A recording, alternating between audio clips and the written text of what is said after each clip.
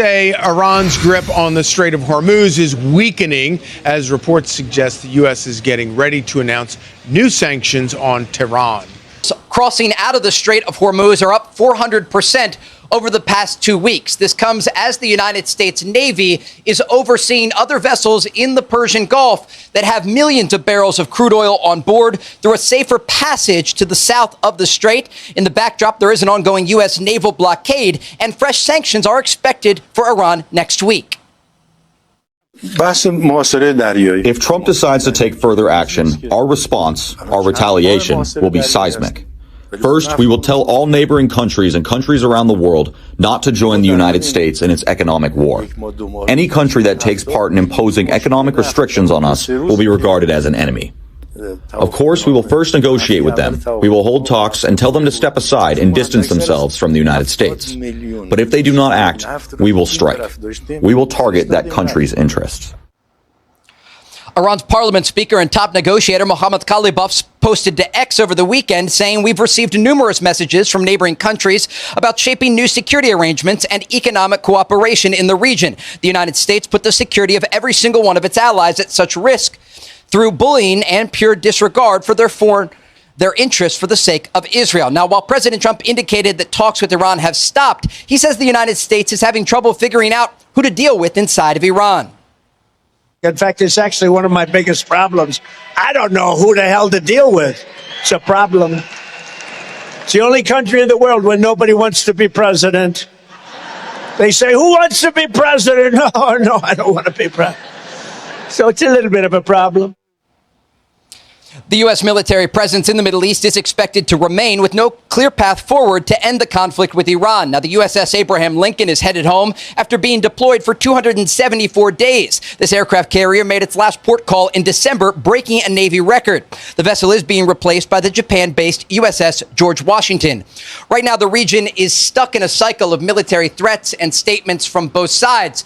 But the economic impact on Iran is being felt today. Inflation at one of its highest points in Iranian history. Just about an hour ago, the Iranian rial passed 2 million to $1. Guys?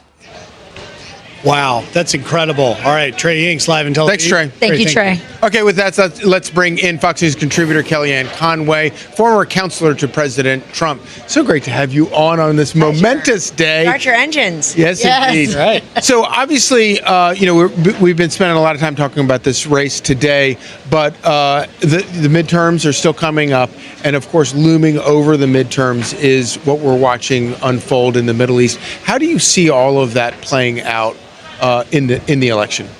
So, first of all, thanks for having me. Everything looks great today. I love the patriotism and optimism that attends to these Freedom 250 events. And I think that tells you why President Trump did what he did in Iran. He's been consistent from the beginning. We cannot allow Iran to be nuclear capable. And I think this week you had everybody from Secretary Chris Wright at Energy saying, look, you've still got 9 million barrels per day coming through the Strait of Hormuz, 14 million in the outer area coming through. Scott Bessent, our Treasury Secretary, said we can apply maximum economic pressure to Iran and never have to engage our military. And the president himself has said he's in this until we claim victory. I think Iran is trying to tap President Trump and the Republicans until the midterms. They know they've got a sympathetic ear from the coddlers and the enablers on the left, which makes no sense to me. We have a lot of Jewish Democratic senators. One is the Senate Minority Leader, and they're turning their backs on Israel and America in favor of Iran. Look, let's review how we got here.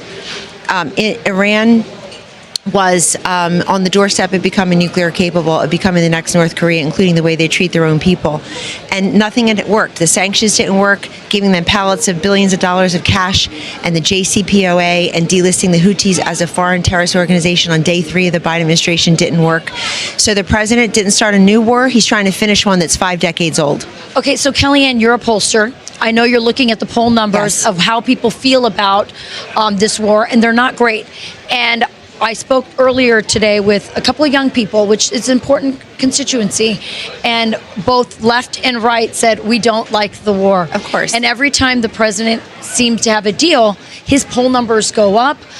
People want, and I was just in the Midwest, which is a great way to get a good feel for how people feel. They weren't moralizing about the war, saying they like this or like that, but they did say consistently to me, wrap it up. We want him to wrap it up. We want to get on with this.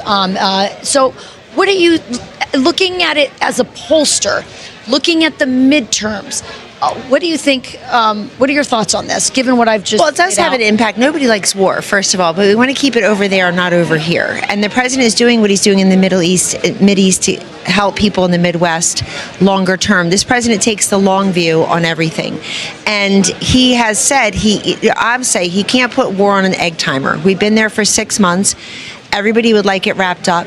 It needs to be wrapped up successfully and completely for us to feel that the next president of the United States, commander-in-chief, doesn't face a nuclear-capable Iran. So there's no question about that. I also think it needs to be explained by those who are running for office down ballot. And they've got a great, Rachel, they've got a great economic package to sell to America. They need to tell people about that. It's not just the one big beautiful bill. It's the DREG. It's the energy independence. Only President Trump could be guiding us through this moment because he made us energy independent not once but twice. We are net exporters of natural gas and oil for the first time in American history again. And he has improved our relationship with those Gulf state countries. But look, I do think when it comes to affordability, when it comes to safety, security, opportunity, optimism, patriotism, the Republicans should distinguish themselves to the other side. Let me say a couple things about the polls, if I may, just very quickly. One is President Trump's numbers were always higher than his polls reflected and continue to be. The DSA is supposed to win by 20 points. We're confusing vibes with votes, and we're confusing energy and enthusiasm with actual turnout. And I want to say a quick thing about data centers, because we're very involved in polling in this space. You got to create FOMO instead of NIMBYism. You have to make people see the data center dividend from the beginning. If we're going to be part of this technological revolution yet again as a nation, then we need to have data centers to power that AI revolution. I understand why people don't like the noise and the unsightliness, but we need to show them.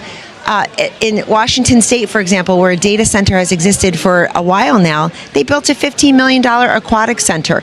People have to go in and say, we're going to do 10 data centers in the next 5 years, and we're looking at 15 locations. We'd like you to be one of them. Here are the benefits: better schools, higher home values, more police officers, perhaps, and all the benefits that attend to that. But we're in it, look, whether it's the midterms in the Iran war or it's data centers, we're in a DoorDash, Uber, right now, show me right now, give me benefits now mentality, and that's tricky. So you were talking about all the polls you're looking at. Very quickly, before we run out of time, I did want to ask you, because the Democrats seem to have a civil war in their hands. They can't decide on whether or not Washington and Jefferson have a better view of a vision for America than Lenin and Marx. The one thing they do agree on is that if they win one or both House and Senate, they're going to launch a slew of investigations into President Trump and this administration. What are you seeing on that front? Well, they are. That's all they know how to do. They don't have a policy argument. They don't have a positive, optimistic, capitalist message to sell to Americans.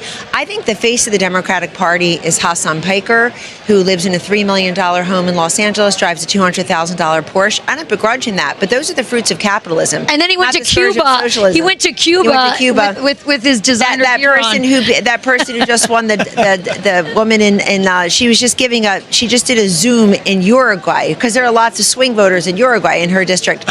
So I think people need to wake up. The other face of the Democratic Party this time is Graham Plattner's Nazi tattoo. I don't think you can wash that stench and that stink off. And here's the problem for the Democratic Party. It's so passé right now to even say defund the police, men and women's sports, impeach Trump. Those all feel so 2020. Abolish ICE. It all feels so 2020. They've moved far more to the left. And the problem for the Democratic Party is how many of them are now going to follow. When I think big tent, I think more Hispanics, African Americans, labor union households, Jewish Americans, Catholics, all these political independents, young men, all these constituencies President Trump grabbed in 2024 and compelled to vote for him. I don't think of big tent as being this circus of the Democrats of including more anti-Semitic, more anti-American folks, so I think, look, the squad's going to double in number from 7 to 14 probably after this election. I don't think AOC got some trouble this week. They're rejecting Biden, Harris. I think even the Clintons and Obamas are in trouble because Barack Obama commemorated 9/11 all 8 years as president. He didn't say we deserved it the way Hassan Piker and his endorsed candidates do. He did not do Medicare for all. So he served in the United States Senate. He didn't abolish the Senate. So the Democratic Party is having an identity crisis. Yep. They're going to launch investigations, and they're going to and folks, I need you to know, if you vote Democrat,